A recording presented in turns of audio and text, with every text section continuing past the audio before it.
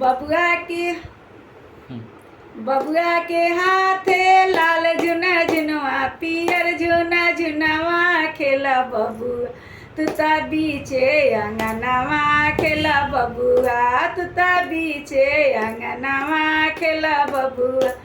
खेलते खेलत बाबू बाबा जी के कोरावा चुमे लगले बाबा गोरे बदनवा चुमे लगले बाबा गोरे बदनवा चुमे लगले।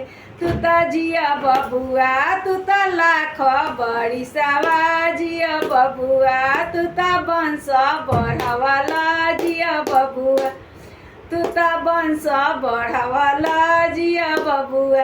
बबुआ के हाथे लाल झुना झुनवा पियर झुना झुनवा खेला बबुआ तुता बीचे अंगनवा खेला बबुआ तुता बीचे अंगनवा खेला बबुआ।